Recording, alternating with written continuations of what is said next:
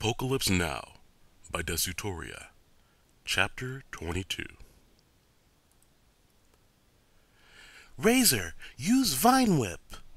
V's Ivysaur came down hard on Hideki's Starmie with its vines, leaving it noticeably hurt, but far from incapacitated. "I'd switch if I were you, V." The young girl blinked. You're bluffing. I have type advantage. "You sure? Alright then, Starhu. Use Psychic. Just don't kill it." V watched as her Ivysaur began to glow with a bright blue aura as it was telekinetically lifted into the air and then thrown against the back wall of the arena. Razor lay motionless, passed out on the ground.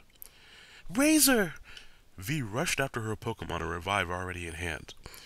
"You can just use the machine," Xerxes noted as she popped a small yellow shard into Razor's mouth. "Or not."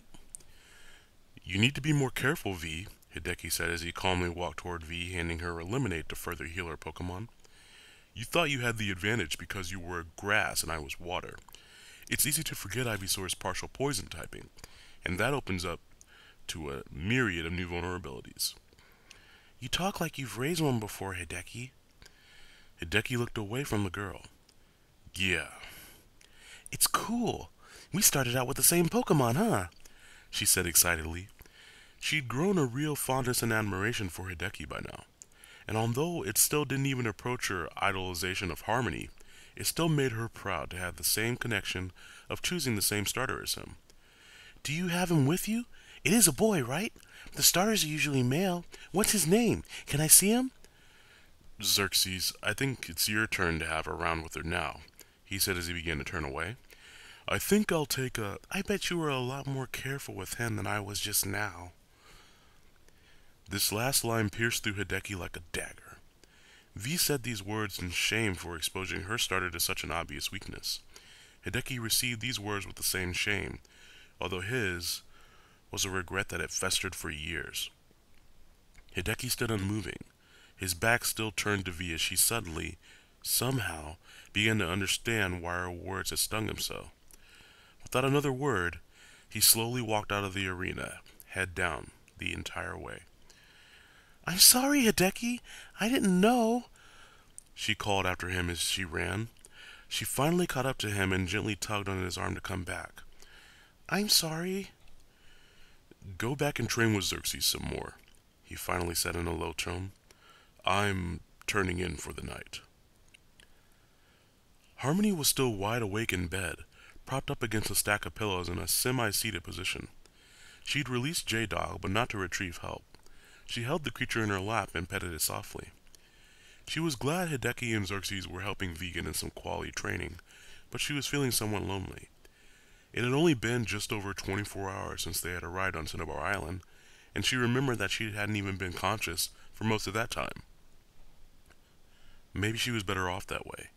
During her time awake, she'd been sewn into very painfully, she'd been attacked by a zombie Furo, and she'd had all of her Pokemon confiscated for reasons still not fully disclosed. The recollection of all those events gave her a miniature anxiety attack, and she tried to release most of the tension into Hideki's Jolteon as she gently stroked its fur. The door opened once again, but this time not unexpectedly. In fact, Harmony had been hopefully anticipating Hideki's return for several minutes now. She could tell something was off by the look on his face, though. Neither said a word as to the other as Hideki somberly sat on the bed next to Harmony and embraced her with one arm. "It was the day before I challenged the Elite Four," he finally said. "We were in Victory Road trying to fit in some last-minute training." The setting of the story and the flat-lined tone he spoke in told Harmony that she was about to hear the one story he had already refused to tell her. She would finally learn what had happened to Gerald, the Venusaur. "I knew I wasn't ready, but I was also out of places to go, so I just wanted to get everything I could out of the most advanced area I had access to. So basically, I just fought wild Pokemon inside the cave with each member of my team until they become dangerously tired. Then I'd heal them up and try again. Well, after a few hours of this, I had done everyone, except my Venusaur, except Gerald." Hideki was silent for several seconds. apparently no longer wishing to continue the story. Harmony gingerly grabbed his hand with hers and looked at him intently. "What happened next, Hideki?" I don't... You don't need to hear this, Harm. I'm sorry. No, this has been eating you up inside for the entire time I've known you. You need to let this out. Please, tell me. Hideki breathed in deeply before finally continuing. We had trained for several minutes, mostly wiping out Wild Graveler and Onyx for easy experience. I estimated he was at about half his capacity, so I decided to call it a day and go back to the center to heal. On my way out, we were jumped by a wild Machoke. Gerald could have taken it out if I had just been thinking at all. He knew sleep powder. I should have just tried that, or just ran. A pained look hit his face as he recalled and regretted his decision. What did you do, though? I had him use Frenzy Plant. I was tired. He was tired. I just wanted the damn thing out of our way so we could go heal. Frenzy Plant has ridiculous power. I just assumed it would get rid of a wild Machoke no problem. But it didn't. No, it didn't. Harmony began to sorrowfully understand his pain as she pieced together the rest of the story for herself. Frenzy Plant requires a period of recharge after you use it, she noted in a low, musing voice. If one didn't knock out the Machoke, it would have had time to get 2 attacks in on you, and a wild Machoke with 2 hits on a weakened Venusaur. She moved into a sad, yet sturdy embrace of him. I'm so sorry, Hideki. To make it so far, and then to lose my very first Pokemon to my own utter stupidity. I almost turned and walked back home right there. Why didn't you? I think I would have. I wanted to, but every time I'd make up my mind to give it up, that's when Gerald haunted me. If I quit there, after letting him die like that, what does his death mean? Nothing. Exactly. It means he died for nothing, and all my hard work, and all the sacrifices of my other Pokemon were for nothing as well. Even if I failed, it's better than quitting. That was so grown up of you to realize, then. I don't think I could have made the same choice, even though I know it was the right one.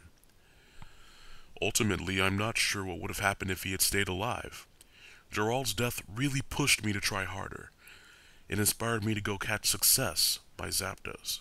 It encouraged me to train extra hard on my other guys, teach them new moves and perfect strategies.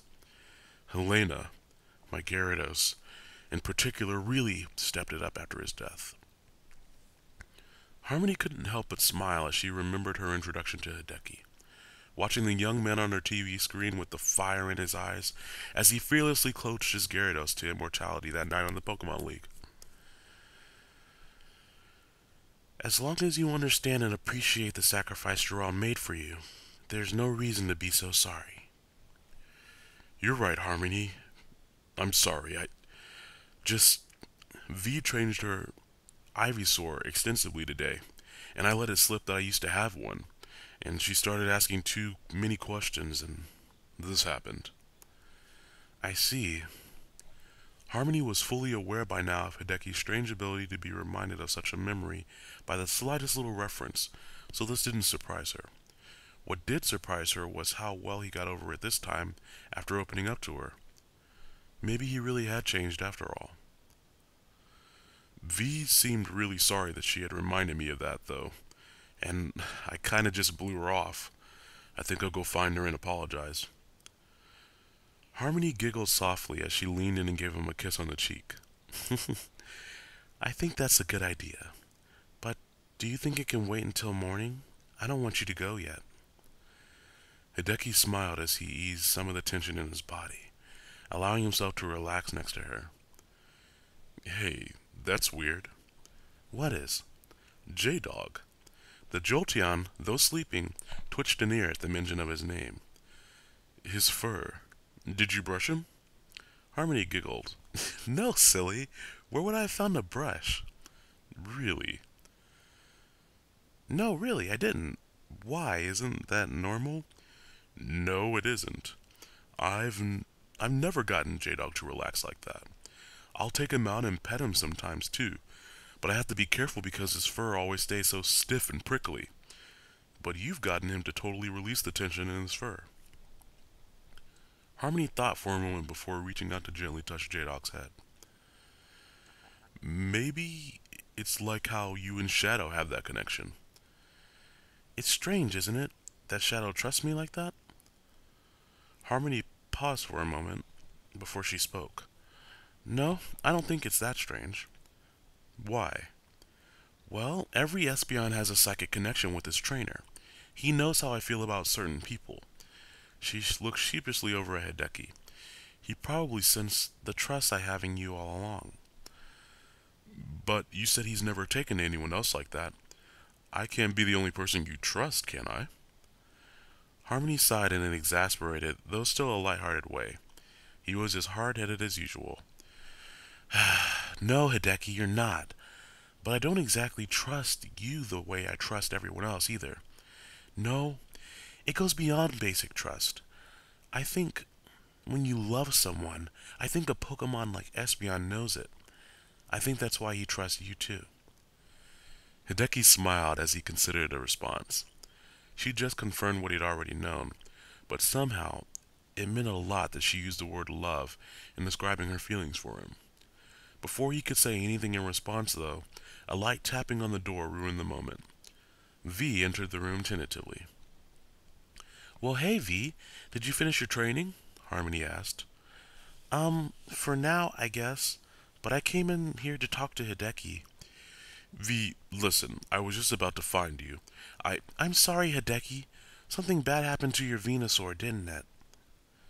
Hideki took a breath before answering.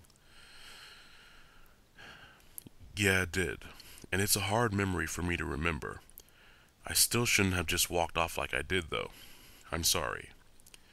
V blinked as though she was amazed he was apologizing to her, like this was backwards somehow. Hideki let out a small chuckle. You had no way of knowing about Gerald, V. You don't have to be sorry. So, Gerald was his name? She asked as she sat down at the foot of the bed. Yeah, my very first Pokemon. V smiled. Tell me more about Gerald.